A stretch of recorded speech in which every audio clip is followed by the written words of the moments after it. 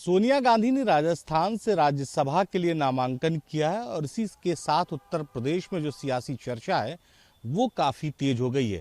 क्योंकि सोनिया गांधी लंबे समय से रायबरेली से सांसद रही हैं, कांग्रेस का गढ़ माना जाता रहा है। तो ऐसे में अब सवाल ये उठ रहा है कि सोनिया गांधी की जगह रायबरेली से आखिर कांग्रेस का प्रत्याशी लोकसभा चुनाव में कौन होगा।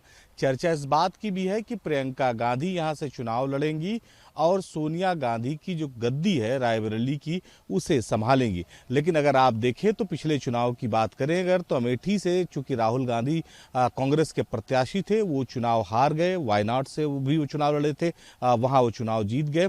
तो ऐसे में न राहुल गांधी न प्रियंका गांधी दोनों लगातार पिछले लंबे समय से रायबरेली अमेठी का दौरा नहीं कर रहे हैं। तो ऐसे में इस बात को लेकर चर्चा शुरू हो गई है कि क्या रायबरेली और अमेठी में कांग्रेस का ये एक्सपेरिमेंट लोगों को पसंद आएगा।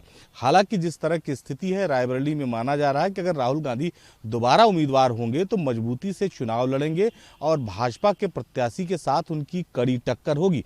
रायबरेली की सीट के लिए कहा जाता है कि गांधी परिवार का कोई भी व्यक्ति अगर इस सीट से चुनाव लड़ ले तो उसकी जीत सुनिश्चित है। और शायद कांग्रेस ये बात समझ रही है, यही वजह है कि कांग्रेस ने यह तय किया होगा कि गांधी परिवार का कोई करीबी रायबरेली सीट से चुनाव के मैदान में उतारा जाए। लेकिन सवाल यहीं से उठता है, क्या वाकई में कांग्रेस के जो लोग हैं, जो अमेठी और रायबरेली के लोग हैं, वो गांधी परिवार के अलावा उनके किसी करीबी को एक्सेप्ट करेंगे या नहीं करेंगे।